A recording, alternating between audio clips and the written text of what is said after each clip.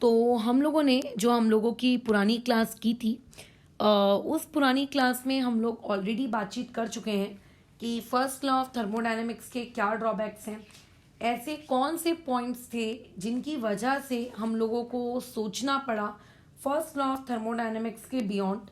ठीक है, तो ऑब्वियस है कि इस क्लास में हम लोग उन सारी चीज़ों के बारे में बातचीत नहीं करेंगे। अच्छा, फिर उसके बाद हमने ये सोचा कि सेकेंड लॉ ऑफ थर्मोडायनेमिक्स आ तो गया है, क्या उस सेकेंड लॉ ऑफ थर्मोडायनेमिक्स के पैदा होने के लिए कुछ नए टर्म्स इंट्रोड्यूस करवाने चाहिए क्या। तो फिर हम लोगों ने सोचा कि हाँ यार, यहाँ पे एक एंट्रोपी नामक टर्म का इंट्रोडक्शन तो करवाना पड़ेगा। तो वहाँ पे एक एंट्रोपी नामक टर्म पैदा की। वो एंट्रोपी नामक टर्म क्यों आई, कैसे आई, उसका बर्थ कैसे हुआ, इस बारे में पूरा डिटेल विवरण पिछली क्लास में मैं ले चुकी हूँ कि आखिर क्या नीड थी एंट्रोपी की, क्या नीड थी सेकेंड लॉ की, और सेकेंड लॉ के चक्कर में एंट्रोपी कहाँ से कूद पड़ी। तो ये सारी बातचीत हम लोग पिछली क्लास में कर चुके हैं। स्पॉन्टेनियस क्या होता है, नॉन स्पॉन्टेनियस क्या होता है, ठीक है। ये सारा मतलब सारी कहानी हम लोगों की क्या हो चुकी है, डन हो चुकी है, बराबर। अच्छा, अब ऐसे केस में आगे कंटिन्यू करते हैं हम लोग अपनी आज की बातचीत, दैट इज एंट्रोपी। तो पुरानी क्लास से ही मैं क्लास को आगे कंटिन्यू करवाऊंगी। तो ये जो टर्म होता है आप लोगों का एंट्रोपी, इस एंट्रोपी नामक टर्म को हम बेसिकली कहते क्या है, आखिर एंट्रोपी चीज क्या है। तो फिलहाल इस क्लास को मैं बहुत ही साधारण भाषा में शुरू करूंगी और साधारण भाषा में इसको ख़त्म करेंगे। कोई भी हाई फंटूश डेरिवेशन, कोई भी हाई फंटूश बातें यहाँ पे हम लोग बेसिकली नहीं करने वाले हैं। जस्ट नॉर्मल तरीके से अगर आपको पढ़ना हो एंट्रोपी को, तो आप एंट्रोपी को क्या पढ़ोगे। तो हम लोगों ने पुरानी क्लास में ये सीखा था कि कोई भी रिएक्शन पहले के ज़माने में लोग सोचते थे कि टेंडेंसी रखती है उस पर्टिकुलर डायरेक्शन में फ्लो होने की, ठीक है, जिस पर्टिकुलर डायरेक्शन में फ्लो होने से वो अपनी एनर्जी को क्या कर सके, कम कर सके। यानी कि पहले के ज़माने के लोगों का ये कहना था कि रिएक्टेंट की जो एनर्जी है, वो रिएक्टेंट की एनर्जी बोलो कैसी होनी चाहिए, आप लोगों की ज़्यादा होनी चाहिए एज कंपेयर टू प्रोडक्ट। मतलब जो प्रोडक्ट बने वो कम एनर्जी का बने। फिर हमने ऐसी भी कुछ रिएक्शंस देखी, ठीक है, जिन रिएक्शंस में आप लोगों को एनर्जी कम होती हुई नहीं मिल रही है, बल्कि आपको एनर्जी ज़्यादा होती हुई मिल रही है। तो हमारा दिमाग चला यार, फिर इस रिएक्शन को तो हमको स्पॉन्टेनियस नहीं कहना चाहिए, बट फिर भी वो रिएक्शंस, ठीक है, फिर भी वो रिएक्शंस हम लोग क्या कहते थे, आप लोगों की स्पॉन्टेनियस कहते थे। क्यों हम उन रिएक्शंस को फिर भी स्पॉन्टेनियस कहती हैं, डाउट, क्यों हम उन रिएक्शंस को स्पॉन्टेनियस कहा। तो लोग सोच रहे हैं कि यार एनर्जी का तो फैक्टर नहीं है जो स्पॉन्टेनिटी को एक्सप्लेन कर पा रहा है। तो ऐसा कौन सा फैक्टर है भैया जो स्पॉन्टेनिटी को एक्सप्लेन कर रहा है। उनके दिमाग में डाउट आया है ना, बराबर, उनके दिमाग में डाउट आया। तो सोचते सोचते उन्होंने सोचा कि अगर मान लेते हैं किसी भी रिएक्शन में अगर आप रिएक्टेंट से प्रोडक्ट की तरफ जाते हुए अगर एनर्जी के अलावा एक और टर्म है रैंडमनेस, अगर आप लोगों की रैंडमनेस रिएक्टेंट से प्रोडक्ट की तरफ जाते वक्त बोलो क्या हो रही है, रैंडमनेस इंक्रीज हो रही है, बराबर, तो हम ये कहेंगे कि हाँ भाई उस पर्टिकुलर रिएक्शन को हम स्पॉन्टेनियस कहेंगे। यानी कि रिएक्शन की स्पॉन्टेनिटी डिसाइड करने के लिए एकमात्र टर्म एनर्जी का सहारा बराबर है नहीं लिया गया, क्योंकि वो फेल हो गया था, है ना, वो आपका फेल हो गया था, बराबर। अच्छा, और इसके बाद फिर नया टर्म लाया गया एंट्रोपी, कि जिन रिएक्शंस की स्पॉन्टेनिटी को हम एनर्जी के बेसिस पे नहीं समझा पा रहे थे, उनकी स्पॉन्टेनिटी को हम लोगों ने एंट्रोपी के सहारे समझाने की कोशिश की।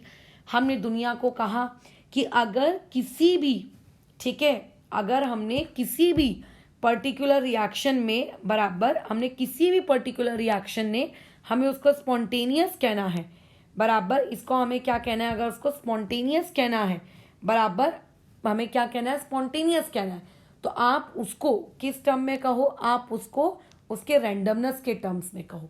अगर लेफ्ट टू राइट यानी कि रिएक्टेंट टू प्रोडक्ट जाते वक्त स्पॉन्टेनिटी बोलो क्या हो रही है, बढ़ रही है, मतलब आपकी रिएक्शन स्पॉन्टेनियस हो रही है, तो उसका एक प्रोबेबली रीजन क्या हो सकता है, आप लोगों का रैंडमनेस हो सकता है।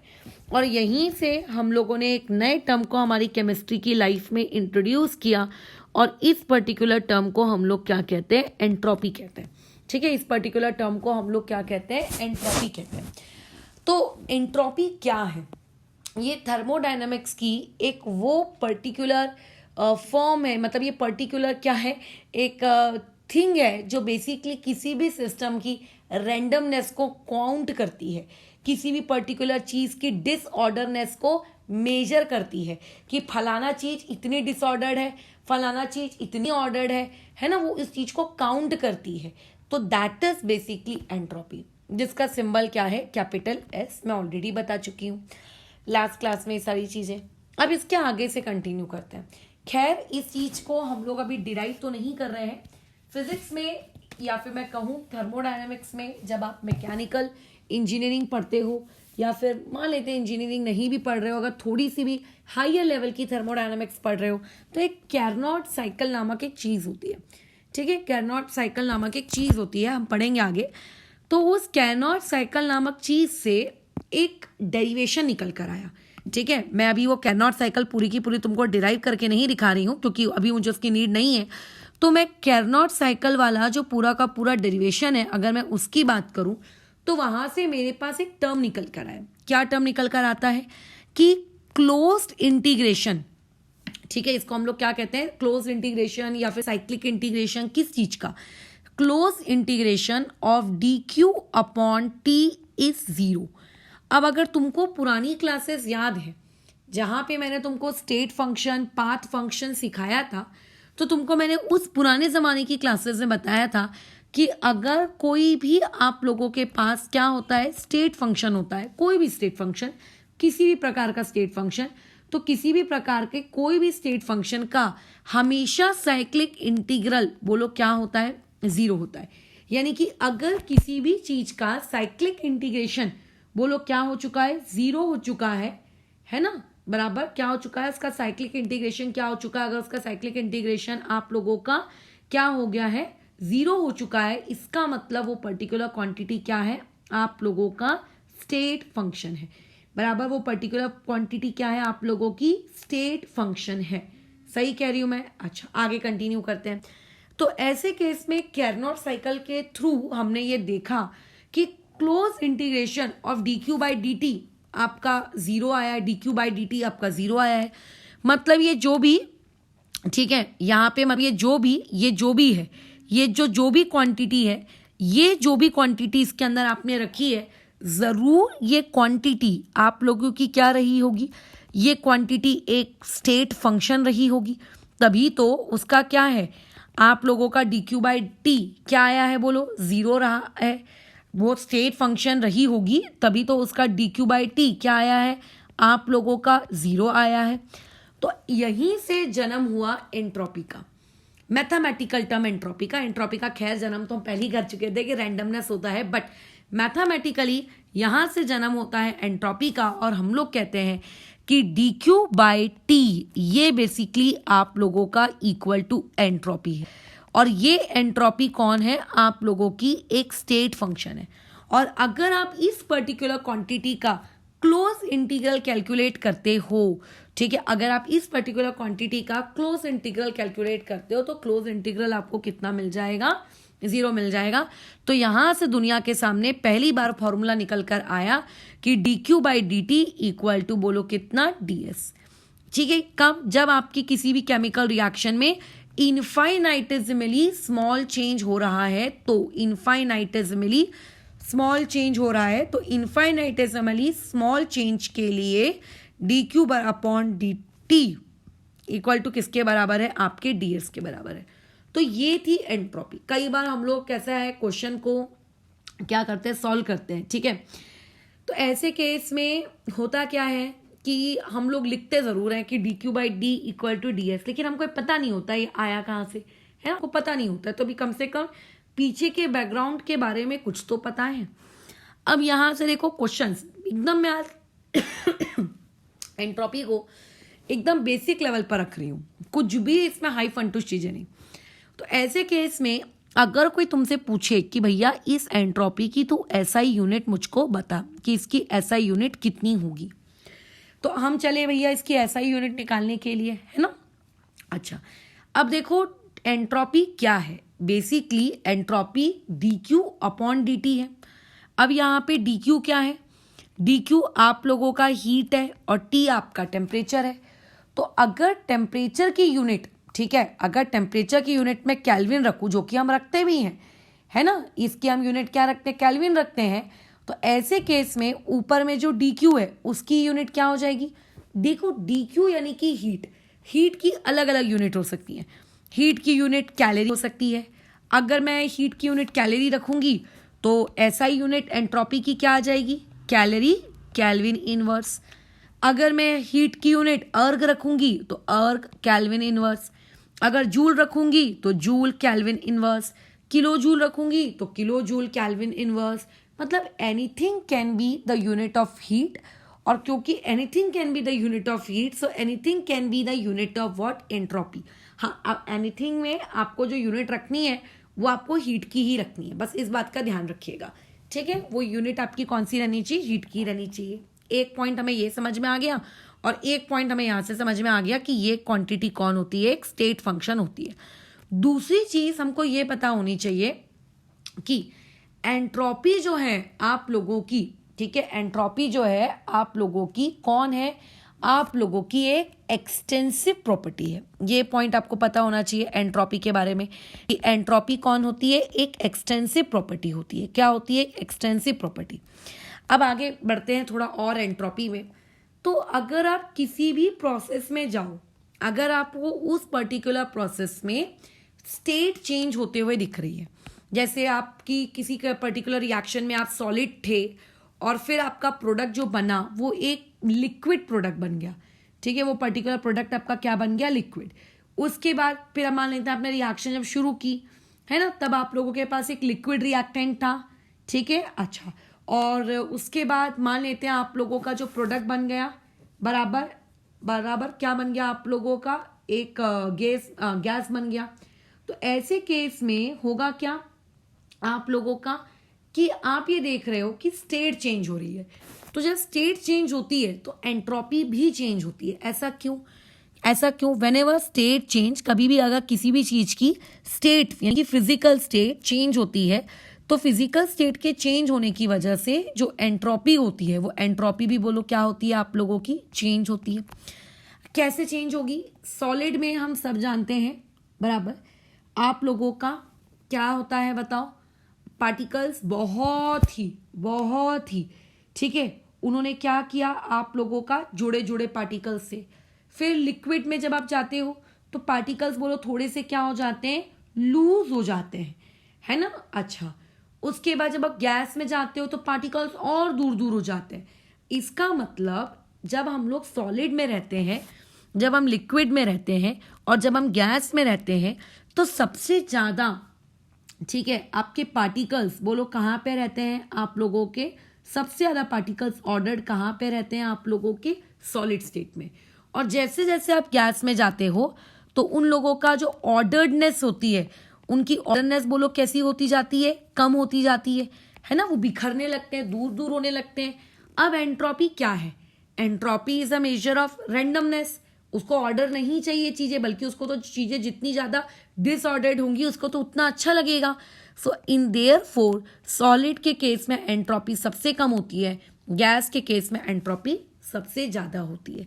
क्यों ऐसा, क्योंकि जब हम लोग गैस की तरफ जाते हैं तो पार्टिकल्स बोलो कैसे हो जाते हैं आप लोगों के, बिखर जाते हैं, है ना। तो अगर किसी भी केमिकल रिएक्शन में आपको ये दिख रहा है कि रिएक्टेंट से, ठीक है, आप लोगों का प्रोडक्ट जाते वक्त अगर आपके स्टेट चेंज हो रही है तो याद रखना एंट्रोपी चेंज होगी, ठीक है। अच्छा, और उसके अलावा एक बात और ध्यान रखेंगे कि अगर गैस बन रहा है, पहले सॉलिड था फिर गैस बन रहा है, और उसके बाद पहले मान लो लिक्विड था फिर गैस बन रहा है, या कुछ भी बन रहा हो जिसमें आपको पार्टिकल्स थोड़े डिसऑर्डर्ड दिख रहे हैं, ठीक है, बराबर, तो ऐसे केस में आप क्या कहोगे, आप क्या कहोगे कि वहां पे एंट्रोपी इंक्रीज हो रही है।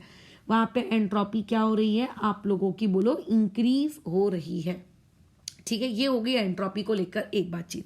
दूसरी बातचीत यहाँ पर ये है कि कभी कभी रिएक्शंस में आपको स्टेट चेंज होती हुई नहीं दिखती। मतलब आप लोगों के सारे रिएक्टेंट सॉलिड है, सारे प्रोडक्ट आप लोगों के मान लो सॉलिड है, मान लो सारे रिएक्टेंट गैसियस है, सारे प्रोडक्ट गैसियस है, आपको चेंज होता हुआ नहीं दिख रहा बेसिकली कुछ भी स्टेट में, फिजिकल स्टेट में। तो ऐसे केस में हम लोग क्या कैलकुलेट करते हैं, डेल्टा एनजी कैलकुलेट करते हैं। पुरानी क्लासेस में मैंने बताया है डेल्टा एनजी क्या होता है। खैर मैं फिर से न्यूमेरिकल प्रैक्टिस जब लूंगी इस पर्टिकुलर एंट्रोपी की, कल या परसों की क्लास में ही, जब एक बार गिव्स एनर्जी वाला टॉपिक खत्म हो जाएगा, तब मैं बता भी दूंगी फिर से एक बार कैलकुलेट करके कि डेल्टा एनजी क्या होता है, राइट। अच्छा, तो ऐसे केस में ये जो आपका डेल्टा एनजी है, अगर ये डेल्टा एनजी आप लोगों का ग्रेटर देन 0 है, डेल्टा एनजी का मतलब क्या होता है, गैसियस मोल्स किसके, प्रोडक्ट के, ठीक है, माइनस गैसियस मोल्स किसके, आप लोगों के रिएक्टेंट के। अगर ये चीज ग्रेटर देन 0 है, इसका मतलब क्या है, इसका मतलब मैं ये लिख सकती हूं कि गैसियस मोल्स प्रोडक्ट वाले क्या होंगे, ज्यादा होंगे as compared to gaseous moles कहाँ वाले, आपके रिएक्टेंट वाले।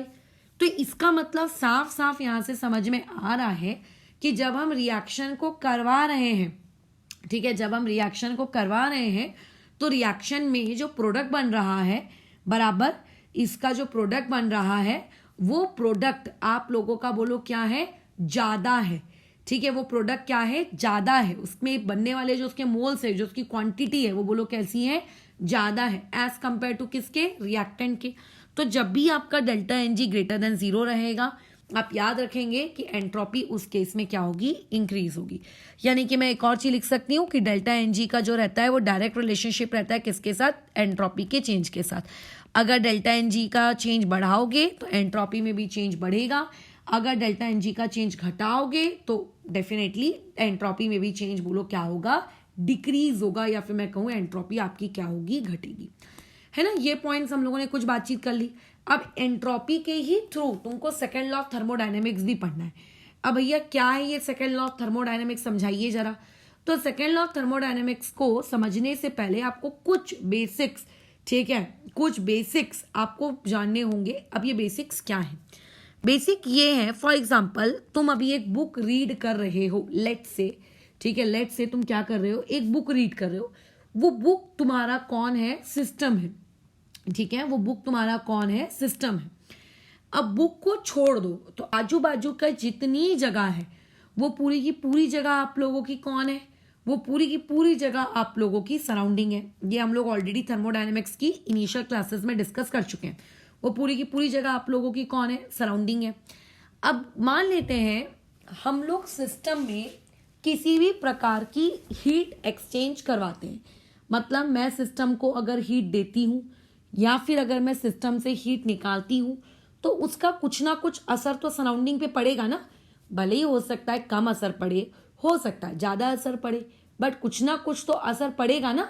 अगर सिस्टम से मैं हीट निकालूंगी तो उस हीट को निकाल के मैं लेके कहाँ जाऊंगी, अपनी जेब में थोड़ी ना रखूंगी। वो हीट सिस्टम से निकल के सराउंडिंग में जाएगी।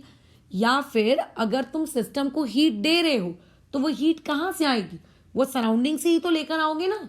तो इनडायरेक्टली हम लोग यहाँ पे एक बातचीत क्या ये लिख सकते हैं आप लोगों की, कि जो भी हीट का आदान प्रदान होता है किसमें, आप लोगों के सिस्टम में, वही सेम आदान प्रदान आप लोगों का किसमें होता है, आप लोगों के सराउंडिंग में होता है। इनकी मैग्नीट्यूड वाइज ये दोनों वैल्यूज आपस में कैसी होती हैं, सेम। जैसे कि मेरे पास मान लो 10 रुपए हैं, तुमने मुझे और 4 रुपए दिए तो मेरे पास क्या होगा, +4, 4 रुपए का प्रॉफिट।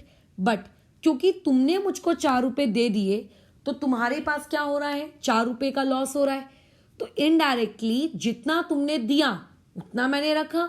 तो सिमिलरली सिस्टम में अगर किसी भी प्रकार का हीट एक्सचेंज करवाते हो तो उस हीट एक्सचेंज की वजह से सिस्टम में किसी भी प्रकार का अगर कोई चेंज क्रिएट होगा तो वही सेम हीट एक्सचेंज की वजह से वही सेम चेंज आपको किसमें ऑब्जर्व होकर मिलेगा, सराउंडिंग में ऑब्जर्व होकर मिलेगा, magnitude wise. But sign wise अगर मैं बात करूं तो साइन वाइज ये दोनों एक दूसरे के कैसे होंगे, अपोजिट होंगे। क्यों अपोजिट होंगे, अगर तुम मुझे 4 रुपए दे रहे हो तो मेरा तो प्रॉफिट हो रहा है इसीलिए प्लस, बट क्योंकि तुमने मुझको 4 रुपए दिए तो तुम्हारा तो नुकसान हुआ, तो ऐसे केस में बोलो क्या होगा, माइनस। तो मान के चलते हैं सिस्टम ने अगर हीट दी तो सिस्टम के अंदर से हीट कम हो गई, तो ऐसे में सिस्टम में माइनस आ जाएगा, और सराउंडिंग ने क्योंकि हीट ली तो बेचारे सराउंडिंग पे क्या आ जाएगा, प्लस आ जाएगा। तो जो भी होगा बट वो एक दूसरे के बोलो क्या रहेंगे, अपोजिट रहेंगे। यानी कि मैं ये लिख सकती हूँ क्यू किस चीज का, आप लोगों के सिस्टम का नेगेटिव होता है, किस चीज के, क्यू आप लोगों के सराउंडिंग का।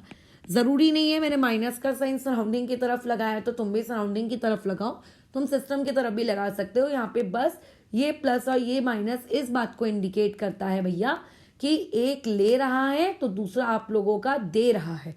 ठीक है, आपस में उन दोनों के बीच में क्या हो रही है, अदला बदली की प्रोसेस चल रही है। ठीक है, ओके, और बातचीत करते हैं। और क्या हम लोग जानते हैं, देखो जब भी हम लोग बातचीत करते हैं सेकेंड लॉ ऑफ थर्मोडाइनमिक्स की, क्योंकि फर्स्ट लॉ तो फेल हो गया था, फर्स्ट लॉ तो चीजें बता नहीं पाया था ना, तो जब भी हम लोग बातचीत करते हैं किसी आपके सेकेंड लॉ ऑफ थर्मोडाइनमिक्स की, तो हमारा कंसर्न देखो ये होता है कि एक्चुअल में एंट्रोपी बढ़नी चाहिए। मतलब जब आप रिएक्टेंट से प्रोडक्ट में जाओ तो एंट्रोपी बढ़नी चाहिए, ये हमारा कंसर्न होता है। क्या होता है, एंट्रोपी बढ़नी चाहिए। बट भाई किसकी एंट्रोपी बढ़नी चाहिए ये तो बता, किसकी, किसकी मतलब डाउट, क्वेश्चन मार्क, सिस्टम की, सराउंडिंग की, या सिस्टम प्लस सराउंडिंग को मिलाकर यूनिवर्स की, ये आपने नहीं बताया। ओ तो यहाँ पे मतलब डाउट हो गया, एग्जैक्टली यहाँ पे डाउट आ गया, यहाँ पे मेरे को एग्जैक्टली डाउट आ गया। तो जब भी हम लोग बात करते हैं एक स्पॉन्टेनियस रिएक्शन की, है ना, कि ये रिएक्शन स्पॉन्टेनियस है, ये रिएक्शन आपकी नॉन स्पॉन्टेनियस है, तो हम चाहते हैं कि स्पॉन्टेनियस रिएक्शंस के केस में जो डेल्टा एस टोटल है, अब देखो तुम टोटल वर्ड का इस्तेमाल करो या फिर तुम यूनिवर्स वर्ड का इस्तेमाल करो, ये दोनों क्वांटिटीज आपकी कैसी आनी चाहिए, ग्रेटर देन 0 आनी चाहिए, है ना। ये क्वांटिटीज कैसी आनी चाहिए, ग्रेटर देन 0, यानी कि पॉजिटिव आनी चाहिए। इनका चेंज कैसा आना चाहिए, पॉजिटिव आना चाहिए। अगर ऐसा होगा तो हम क्या कहेंगे कि हाँ भाई हमारी रिएक्शन कैसी है, स्पॉन्टेनियस। इसका मतलब अगर कभी कभी आपको किसी भी रिएक्शन में क्या देखने को मिल जाए, किसी सिस्टम का डेल्टा एस अगर आपको ग्रेटर देन 0 देखने को मिल जाए, तो आप सिस्टम के डेल्टा एस ग्रेटर देन 0 को देखकर आप ये नहीं कह सकते कि ये रिएक्शन स्पॉन्टेनियस है। आपका पूरा का पूरा यूनिवर्स का डेल्टा एस बोलो कैसा आना चाहिए, ग्रेटर देन 0 आना चाहिए। जब यूनिवर्स का डेल्टा एस ग्रेटर देन 0 आएगा तो हम ये कहेंगे कि हाँ ये पर्टिकुलर रिएक्शन कैसी है, स्पॉन्टेनियस। ठीक है, ये पर्टिकुलर रिएक्शन कैसी है आप लोगों की, स्पॉन्टेनियस, बराबर। अच्छा, अब madam what do you mean by the term delta S total. Universe देखो दो चीजों से मिलकर बना है, एक मिलकर बना है सिस्टम से, एक मिलकर बना है आप लोगों के सराउंडिंग से, और इन दोनों का एडिशन ही क्या कहलाता है, डेल्टा एस टोटल या फिर डेल्टा एस यूनिवर्स, जो तुमको लिखना है। तो जो आपका सेकेंड लॉ ऑफ थर्मोडायनेमिक्स है ना, सेकेंड लॉ ऑफ थर्मोडायनेमिक्स को अगर मैं केमिस्ट्री की नजर से देखूं, ठीक है, सेकेंड लॉ ऑफ थर्मोडायनेमिक्स की टोटल 2 स्टेटमेंट्स होती हैं। एक को हम लोग कहते हैं केल्विन प्लैंक स्टेटमेंट, जो कि हमारे कोई काम की नहीं है, बराबर, क्योंकि वो आप लोगों के फिजिक्स वाले लोगों के काम की होती है, ऑटोमोबाइल वाले लोगों के काम की होती है, हमारे कोई काम की नहीं होती है। और एक होती है आप लोगों की एक और स्टेटमेंट जो कि हम केमिस्ट्री की नजर से पढ़ते हैं। तो जो केमिस्ट्री की नजर से हम पढ़ते हैं ना, वो केमिस्ट्री वाली स्टेटमेंट पता है क्या कहती है, वो केमिस्ट्री वाली स्टेटमेंट कहती है चाहे कुछ भी हो जाए, अगर तुम चाहते हो कि रिएक्शन स्पॉन्टेनियस रहे तो स्पॉन्टेनियस रिएक्शन के लिए आपका डेल्टा एस यूनिवर्स हमेशा आपका क्या होना चाहिए, ग्रेटर देन 0। अगर आप चाहते हो एक रिएक्शन स्पॉन्टेनियस है तो, या अगर एक रिएक्शन स्पॉन्टेनियस हो तो, अगर आपका डेल्टा एस ग्रेटर देन 0 नहीं आया, किसका, यूनिवर्स का, टोटल का, तो फिर भैया वो रिएक्शन आपकी स्पॉन्टेनियस नहीं कहलाएगी। ये होती है सेकेंड लॉ ऑफ थर्मोडायनेमिक्स की केमिस्ट्री वालों की नजर से बोलो क्या, स्टेटमेंट। ठीक है, केमिस्ट्री वालों की नजर से बोलो क्या, स्टेटमेंट। अच्छा, अब फिजिक्स वालों की नजर से क्या है, तो मैं लिखवा नहीं रही हूं बट सुन लो बस। फिजिक्स वाले कहते हैं कि अगर हम कोई भी मशीन यूज करें तो उस पर्टिकुलर मशीन की 100% इफिशिएंसी होनी चाहिए। मतलब अगर ऑन पेपर कैलकुलेशन करके ये बात पता चल रही है कि 1 लीटर में ये पर्टिकुलर गाड़ी 50 किलोमीटर जाएगी, तो एग्जैक्टली जब मैं 1 लीटर का पेट्रोल भराऊंगा तो मेरी गाड़ी 50 किलोमीटर चलनी चाहिए। इसे कहते हैं हम लोग 100% इफिशिएंसी। बराबर इसी को हम लोग क्या कहते हैं, 100% इफिशिएंसी। तो 100% इफिशिएंसी होनी चाहिए। ये सेकेंड लॉ ऑफ थर्मोडायनेमिक्स की स्टेटमेंट है फिजिक्स के टर्म्स में, ठीक है। और बेसिकली कैरनॉट साइकिल इसी को कहते हैं, इसी से निकल के आती है स्टेटमेंट, बट हमें वो काम की नहीं तो हम नहीं देखेंगे उसको। बट अगर मैं बात कर रही हूँ किसकी, यूनिवर्स की, तो केमिस्ट्री की, तो केमिस्ट्री में सेकेंड लॉ ऑफ थर्मोडायनेमिक्स की स्टेटमेंट क्या कहलाने लगती है कि अगर पूरे यूनिवर्स का एंट्रोपी बढ़ रहा है तो उसी पर्टिकुलर स्टेटमेंट को हम लोग कहेंगे सेकेंड लॉ ऑफ थर्मोडायनामिक्स। और अगर ऐसा हो रहा है तो वो पर्टिकुलर रिएक्शन आप लोगों की क्या कहलाएगी, वो पर्टिकुलर रिएक्शन आप लोगों की स्पॉन्टेनियस कहलाएगी। बस यही कहानी थी, यही आपकी कहानी थी। अब हमको 2 पॉइंट्स और पढ़ने हैं। अब वो 2 पॉइंट्स देखो क्या है। हमारे पास जनरली 2 प्रकार की प्रोसेसेस होती हैं। एक होती है हम लोगों के पास रिवर्सिबल प्रोसेस और एक होती है हम लोगों के पास इरिवर्सिबल प्रोसेस। रिवर्सिबल प्रोसेस के केस में एंट्रोपी चेंज कितना होता है, तो मैं बता देती हूँ। किसी भी रिवर्सिबल प्रोसेस के लिए अगर आप डेल्टा एस की वैल्यू निकालोगे तो वो बेसिकली कितनी आती है, 0 आती है। मैं प्रूफ करके भी दिखाती हूँ कि कैसे आती है 0, बट 0 आती है, कम से कम इतना तो तुम याद रखो। अगर मैं इरिवर्सिबल प्रोसेस के लिए निकालूं तो इरिवर्सिबल प्रोसेस के लिए कभी भी ये चीज 0 नहीं आती, ठीक है। चलो खैर से बाद में बात करेंगे, पहले रिवर्सिबल के बारे में बात करते हैं। तुम्हें जिस दिन रिवर्सिबल प्रोसेस का मीनिंग समझाया था, क्या तुमको उस दिन मैंने ये चीज बताई थी कि अगर किसी भी पर्टिकुलर प्रोसेस को आप इस तरीके से कंडक्ट करवाते हो कि जो चेंज है, मतलब सिस्टम का और सराउंडिंग के बीच में, ठीक है, सिस्टम और सराउंडिंग के बीच में जो भी क्वांटिटीज है, ठीक है, जो भी क्वांटिटीज है उन क्वांटिटीज के बीच में ज्यादा डिफरेंस नहीं होना चाहिए। मतलब अगर सिस्टम का, ठीक है, अगर सिस्टम का प्रेशर लेट से पी है तो आपका जो सराउंडिंग है उस सराउंडिंग का भी प्रेशर बोलो कैसा होना चाहिए, पी होना चाहिए। थोड़ा सा छोटा, थोड़ा सा बड़ा चलेगा, बट थोड़े से बहुत बड़ा अगर तुम कर दोगे, प्रेशर में कोई चेंज, वॉल्यूम में कोई बहुत बड़ा change as compared to system and surrounding में कोई बहुत बड़े बड़े अगर आप चेंज कर दोगे, तो ऐसे केस में वो पर्टिकुलर रिएक्शन फिर आप लोगों की इरिवर्सिबल हो जाएगी।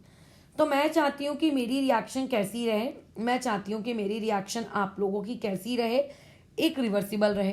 तो चलो एक काम करते हैं, हम हमारा एक सिस्टम कंसिडर करते हैं और यहाँ पे हम लोग हमारा एक सराउंडिंग कंसिडर करते हैं। मतलब ऑब्वियस है कि जो बची कुची जगह है सिस्टम के आजू बाजू की, वही आप लोगों का सराउंडिंग कहलाएगी। खैर बराबर। अच्छा, अब ये जो सिस्टम का टेम्परेचर मैंने ले लिया T1 और मैं जो बाहर का मेरा सराउंडिंग है उस सराउंडिंग का टेम्परेचर मैंने ले लिया आपका T2। मैंने सच दैट लिया ये टेम्परेचर कि T1 और T2 these are approximately equal, ठीक है। ये दोनों अप्रोक्सीमेटली बोलो क्या है, सेम चीजें हैं। मैंने इस तरीके से इन टेम्परेचर्स की वैल्यू को बोलो क्या किया है, सेट किया है ना, तभी तो मेरी प्रोसेस रिवर्सिबल होगी। अगर मैं इन वैल्यूज को इस तरीके से सेट नहीं करूंगी तो तुम खुद सोचो, तुम खुद बताओ क्या होगा। आप लोगों का एक टेम्परेचर बहुत ज्यादा हो जाएगा, दूसरा टेम्परेचर आप लोगों का बहुत कम हो जाएगा, जिसकी वजह से वो प्रोसेस रिवर्सिबल ना होके वो प्रोसेस क्या हो जाएगी, इरिवर्सिबल। तो अगर तुम चाहते हो कि तुम्हारी प्रोसेस रिवर्सिबल रहे तो रिवर्सिबल रखने के लिए मुझे दोनों टेम्परेचर क्या करना पड़ेगा, इक्वल मान के चलना पड़ेगा, है ना, इक्वल मान के चलना पड़ेगा। खैर आगे करते हैं काम। अभी बातचीत इस बारे में चल रही थी, इमेजिन करिए कि ये जो सिस्टम है, इस सिस्टम ने क्यू अमाउंट की हीट लूज कर दी ठीक है, इसने क्या कर दी, ये क्यू अमाउंट की हीट बोलो क्या कर दी, लूज कर दी। अगर सिस्टम ने क्यू अमाउंट की हीट लूज की होगी, कम की ज्यादा की वो सब नहीं सोचने का, बट उसने क्यू अमाउंट की हीट बोलो क्या कर दी, लूज कर दी।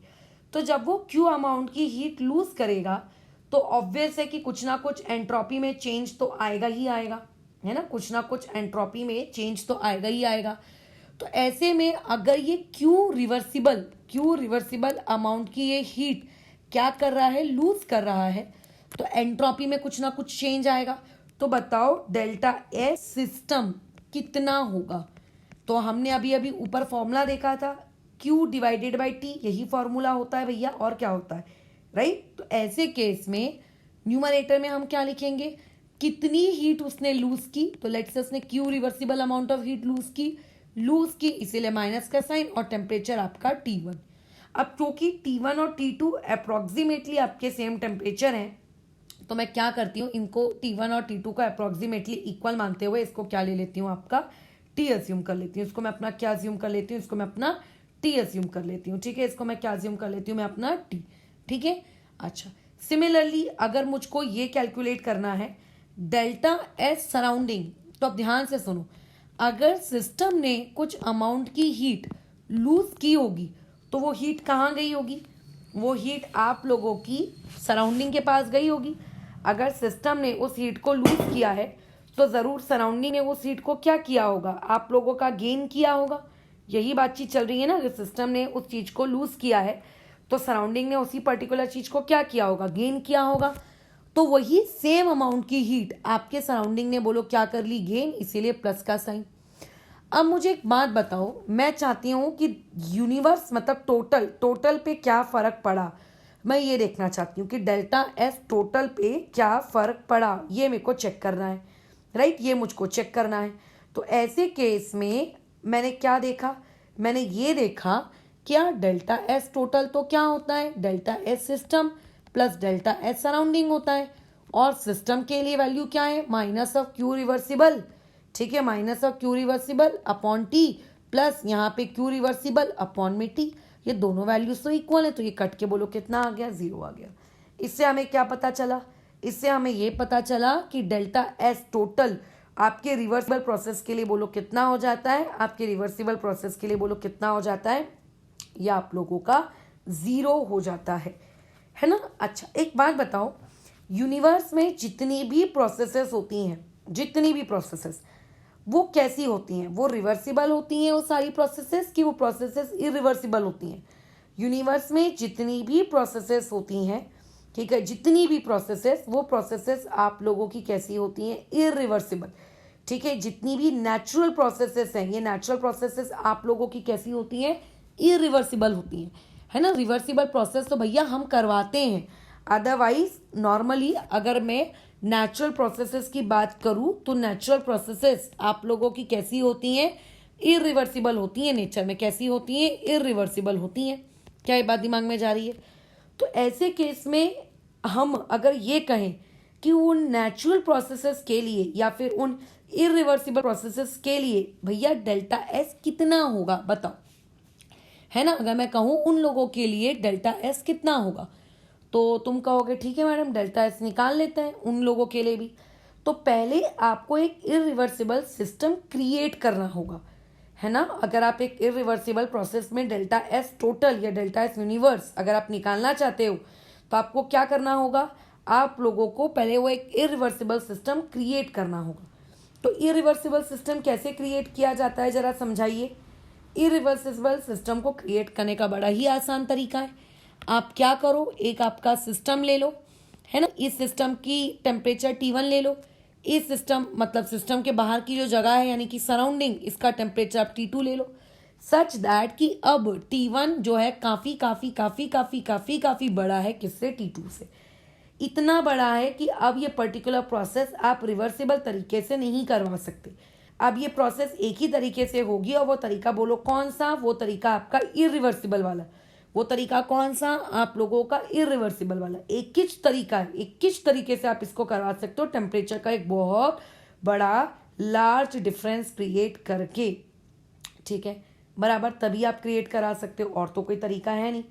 चलो ठीक है, कोई दिक्कत नहीं है। हमने दो अलग अलग टेम्परेचर्स ले लिए, एक को T1 रख लिया, एक को T2 रख लिया। अब देखो पूरी दुनिया जानती है कि अगर किसी एक का टेम्परेचर हाई होगा और अगर एक किसी दूसरी चीज़ का टेम्परेचर लो होगा तो ऐसे में हीट फ्लो होना शुरू हो जाएगी, है ना। हीट क्या होना शुरू हो जाएगी, फ्लो होना शुरू हो जाएगी।